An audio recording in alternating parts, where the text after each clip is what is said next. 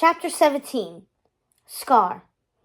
Scar took in the shocked faces of the lionesses and could barely contain his delight. It was deliciously invigorating, this power he wielded over them. They could not take a single step without his say-so. It was something they needed to be reminded of on occasion. And what better occasion was there than this one? Then the fate of one of their own hung in the balance. Yet they could do nothing about it unless he granted his blessing. As usual, it was his sister-in-law who spoke up. "You cannot do this, Scar. We must go. Nala is out there. The longer we're standing here, the more distance she will put between herself and home. Do not stop us from going after her." He donned his most superior look as he stared at her. "I have spoken. None of you are allowed to go after Nala," he reiterated. Horrified gasps rang out among the lionesses. Seraphina wailed while several of the others stared at him with a mixture of dismay and rage. "I will do it," Scar said. More gasps. These filled more with shock than horror. "You?" Sarabi asked. "Yes, him." He was as surprised as they were, if he was being honest. But Nala's little disappearing act had provided Scar with the opportunity he had been seeking. This was his chance to prove his worth to his pride. Sarabi had been quick to accuse the hyenas of snatching the cub, which meant she ultimately blamed him. They still viewed him as being more on the side of the hyenas' kingdom than of his own kind, as if anyone could blame him if that were the case. It wasn't, of course. He was on his own side, no one else's. If he had to choose the ideal existence, it would be one where he ruled Pride Rock better than any of those who had come before him. He chose an existence where he had the esteem of the entire animal kingdom. Why did these imbeciles not realize this was all about him? Once again, their commotion that evening had awakened him from a pleasant sleep. He had come down to the clearing ready to chastise the rowdy lionesses over their noise.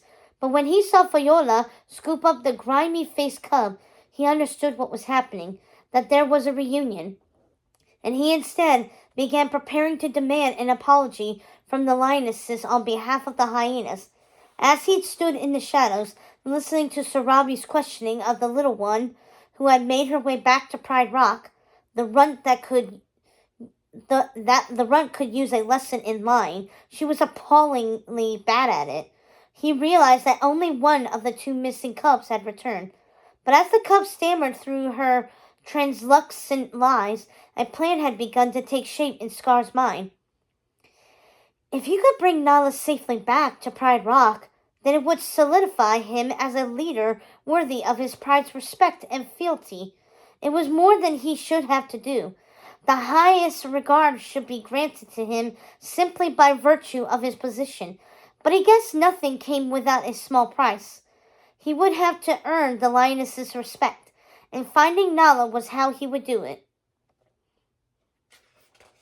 As the leader of this pride, it is only right that I go in search of Nala. It is my duty and responsibility to keep the pride safe. But the lionesses have their own duties. They should be attending to those. He looked over at the group of lionesses. "Shouldn't most of you be hunting right now?" He turned back to Sarabi. "Is this how you lead your lionesses? How do you expect them to sustain a search without any sustenance? We wouldn't have to hunt if those hyenas had not raided our kill." Scar whipped around. "Who said that?" No one spoke, but irritation radiated from the insolent, disrespectful bunch. Their discomfort was as satisfying as a loud burp after a good meal. He should not take such pleasure in this, but alas, it would seem being treated as a scoundrel by his own kind had this effect on him. Who would have thought? "I have made my decision," Scar said. "Zazu and I will fetch Nala." He turned to Viola, who still held her cub. What was this one's name again? There were too many of them for him to keep track. "Now, little one, where did Nala leave you?" She repeated the story Scar had heard her tell Sarabi before he made his presence known. "If that is the case, I should be able to reach her before she makes it to the Shadowlands." Scar said after she was done. But Abena said they took a different route on their way back to Pride Rock, Sarabi said. Scar, why don't you let Kido and Sefu go one way and you and Zazu can go another? It just makes no, he said. With the way his luck had played out lately, the two lionesses would find Nala and be back at Pride Rock before he and Zazu reached the north side of the elephant graveyard. He had to be the one to bring Nala back, no one else. Now I will gather Zazu and we will be on our way. Right here, sire, Zazu said, flying in and landing at Scar's side. Let's go get that cub. Don't you worry about a thing, Sarabi. We'll get her back. All will be just fine. Scar blew out an annoyed breath. Maybe he should go alone. He managed to swallow the words before he could speak them. Besides, Zazu could prove to be useful. Let us go, Scar said to the bird. They took off in the direction of the cut around that would allow them to bypass the Shadowlands altogether. Once we reach the grasslands, I want you to fly ahead to see if you can spot the cub, Scar instructed. She could not have got much further than the scrubland. No problem, sire. I'm here to be your eyes and ears. We will find Nala. I don't know what that little one was thinking, running off in such a way. Doesn't she know the fright she caused among the pride? Serafina will have to give her a stern talking to when she returns. Tone it down, Scar muttered under his breath. If he had to listen to this bird's ceaseless drivel all night, he would not be responsible for what he did next. Red-billed hornbill stew had a tasty ring to it. Where exactly are we going, sire? Zazu asked. Scar realized the bird had not been around when the cub explained where she and Nala had run off to. According to Fayola's littlest Abena, Zazu provided, whatever. According to her, Nala wanted a grand adventure in Garamba, but Sarabi believes this has something to do with Simba. Zazu sighed. Ah, yes, one of the Queen's scouts reported a sighting in Garamba just the other day. But just between you and me, I do not think there is any merit behind it. It seems Queen Sarabi doesn't either. She told the scouts to suspend all searches. This was the first Scar was hearing of this. He knew Sarabi had dispatched animals throughout the Pride lands and beyond to look for Simba. She had convinced herself that because his body had not been recovered alongside Mufasa's, it meant he must still be alive. Scar didn't have the heart to tell her how foolishly wrong she was to believe such a thing. Zazu was still yammering on about poor little Simba. Unfortunately, as much as we all hope that Simba survived that stampede, it is time we accept that he is never coming back. If only they knew that their precious Simba had indeed survived that stampede. But Zazu was right on one front. Thanks to Shenzi and her crew, Simba was never coming back. Ever. Scar let out a chuckle before he could stop himself. He quickly coughed and sniffed in an attempt to cover his gaffe. I know, Zazu said. I still find myself tearing up over the loss too. I guess poor Nala is holding on to one last bit of hope. By putting herself at risk, it's foolish, Scar said. Well, she is just a cub, Zazu said. And she did lose her best friend. Grief can sometimes lead to poor judgment. You know, sire, one thing I admire about you is how well you handled the loss of both Mufasa and Simba.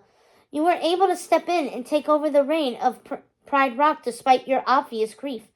Scar averted his face so the bird couldn't see him roll his eyes.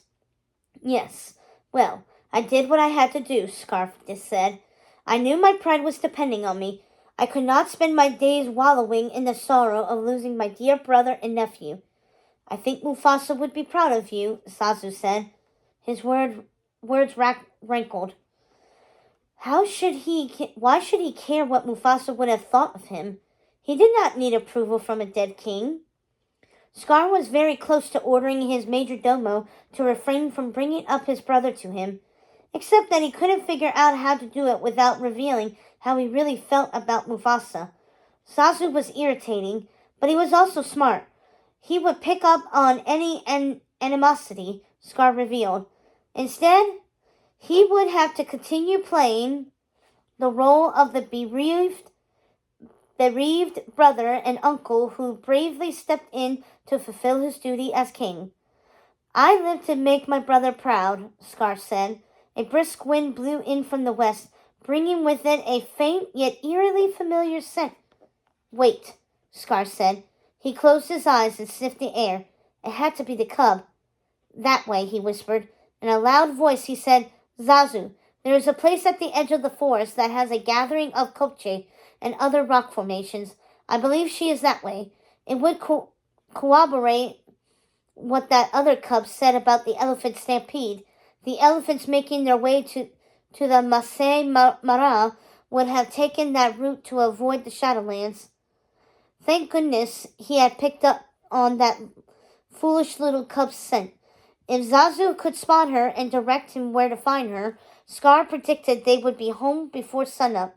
He hoped those lionesses can procure more food, because this walk had made him famished. It felt as if he would wilt away before he made it back to Pride Rock. Yet, what Scar thought would be an easy search turned out to be more difficult than he'd anticipated. Zazu returned to say that he'd found traces of Nala's footsteps, but could not find the cub anywhere. If she was near the waterhole, then she brought that other cub back Abena, sire. You should really learn the cubs' names. That is not my priority at the moment, Scar said between clenched teeth. Very true. As you were saying, Zazu said. Nala should not have been able to make it very far, Scar said, especially in the dark. Wouldn't she be frightened? Oh, I doubt it, Zazu said. She is braver than her mother gives her credit for. She and Simba would often take off on their own. They gave Serafina, Sarabi, and Mufasa quite a time trying to rein them in. If this dodo mentioned Mufasa one more time, Scar was going to snatch each of his feathers out one by one. Well, her bravery may get her more than just a reprimand, Scar said. It might cost the little fool her life and ruin his chances of winning favor with the lionesses. Scar was hit with a stunning realization, something he had not considered when he'd come up with his hasty plan to play the hero. If he did not return with Nala, or if she was harmed in any way before he could get her back to Pride Rock, his pride wouldn't just turn on him, they would likely do him harm. They might even kill him. He had seen it before. Members of a pride swore their allegiance to their pride leader, but if given the grounds to revolt, they would. He'd got the sense that his pride had been seeking a reason to revolt from the moment he took over as leader. It wasn't just Nala's survival on the line here, it was his own. Come, Zazu, Scar said. Nala is out here alone. We must find her and bring her home safely, or it could be deadly for both of them.